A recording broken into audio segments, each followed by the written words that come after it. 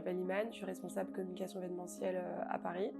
Et aujourd'hui, j'ai envie de vous partager un peu mon témoignage et surtout sur l'importance de s'accrocher à Dieu et de dépendre de lui. Et je pense que c'est une notion que je connaissais pas avant, dans le sens où j'aimais Dieu, j'ai toujours aimé Dieu, mais je me disais, tu vois, Dieu, c'est si t'as plus rien et qu'il te reste Dieu, bah j'aimerais toujours Dieu, tu vois. Et en fait, il y a un an, j'ai été violée. Et dans tout ce process de guérison, de restauration, que ce soit esprit, corps et âme, ce qui a été le plus dur, ça a été quand tu n'as vraiment plus rien et que tu es vraiment au fond du trou, de continuer à s'accrocher à Dieu. Et dans ce genre de cas-là, où peu importe, en fait, quand on a été brisé et qu'on nous a littéralement agressé, qu'on nous a volé quelque chose, c'est très compliqué de se dire j'ai plus rien, mais en fait Dieu, t'es encore là parce que t'es en colère, t'as cette envie de le blâmer, de lui dire mais pourquoi en fait, pourquoi moi, pourquoi c'est arrivé, et c'est assez compliqué. Et en fait pendant un an, j'ai beaucoup lutté avec cette notion-là de Dieu je t'aime, mais notre relation est très conflictuelle en ce moment. Et donc tout au long du process, donc de la restauration et du pardon, Dieu m'a vraiment guérie sur beaucoup de sphères et j'en suis vraiment reconnaissante pour ça. Mais ce qui était très compliqué, c'était le pardon, le lâcher prise. Et ça, c'est un truc avec lequel j'y arrivais pas, et pourtant je suis pas rancunière. Et en fait, j'ai porté plainte donc très rapidement. Il y avait beaucoup de rendez-vous, enfin je passe les détails, mais il y a eu beaucoup de rendez-vous. Et ce mec-là, je me suis jamais retrouvée face à lui, jamais. Et le dernier rendez-vous, c'est la confrontation.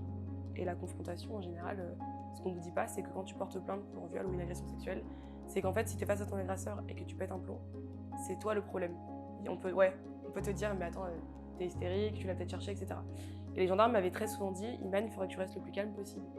Et donc moi, ça c'était assez un combat, parce que voilà.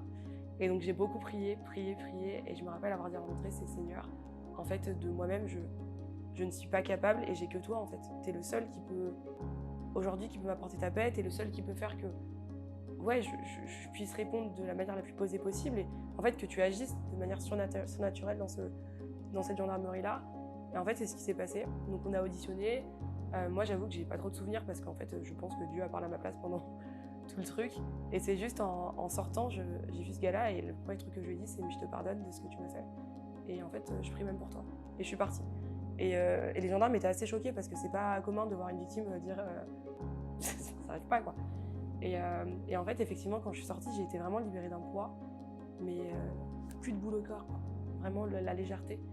Et je sentais que Dieu me disait, mais en fait, tu es ma fille, tu vois. Et je suis là, je l'ai toujours été et je partirai pas. Et donc, dans les mois qui ont suivi, bah, forcément, c'est Seigneur, tu m'as permis de le pardonner, je sais que ça vient de toi, et juste continuer à développer ça. Et en fait, je te remets même sa vie entre ses mains.